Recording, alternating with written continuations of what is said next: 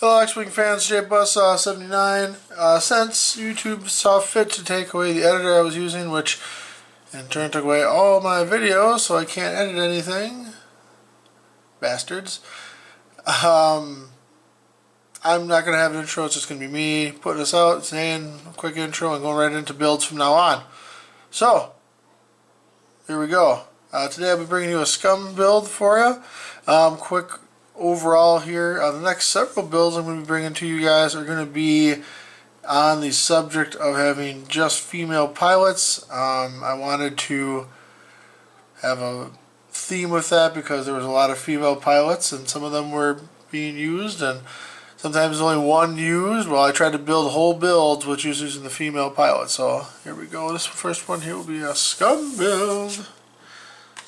And first off, I'm going to get into one of my favorite pilots here. We'll go ahead and try to zoom this in a little bit.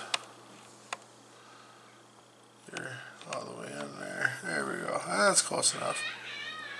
So, I don't have my handy dandy pen pointer. So we'll just have to use my thumb here, I suppose. So here I got Asajj in the Lancer class pursuit.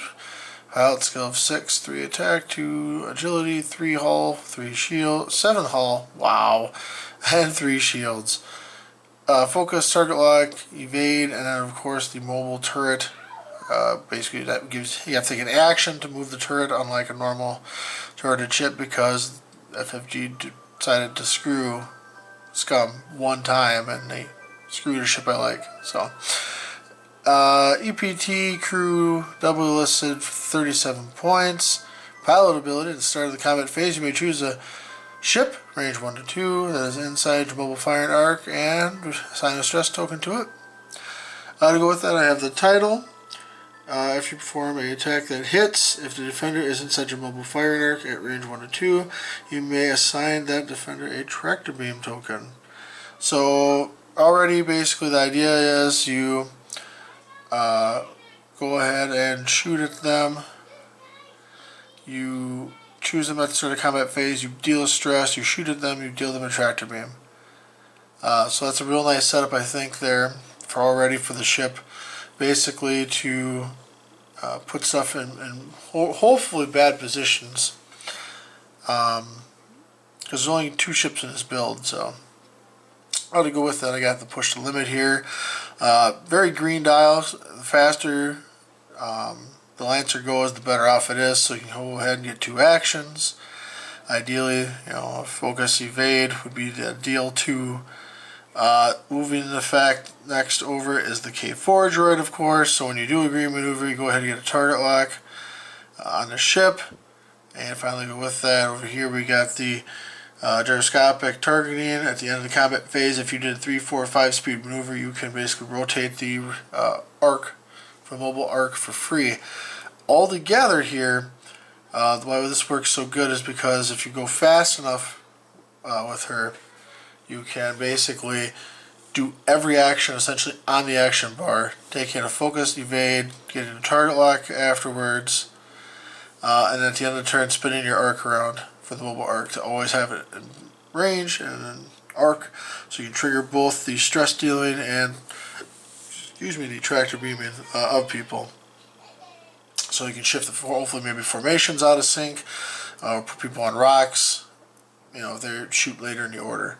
So that's our first ship in the build here. Again, the all-female scum coming up with their second ship here I'm using is none other than Kath. Kath I really like, especially this version of Kath rather, compared to Imperial.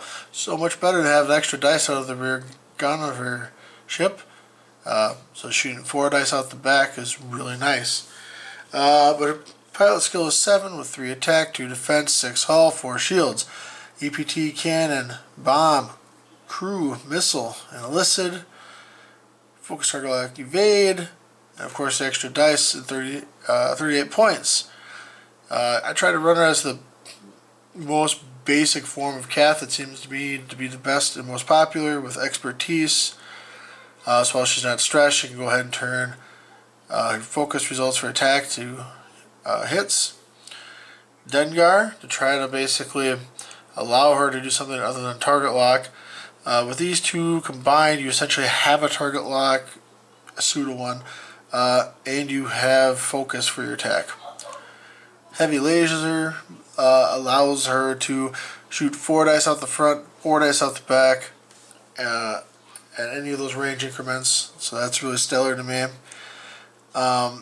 Allowing her to take evades then. So you have a 2 defense dice ship with evades.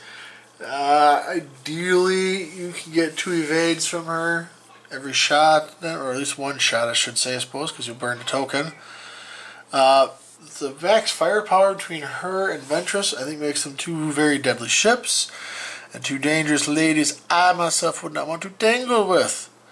The build overall is interesting. It does okay for itself, I think, really, especially in casual.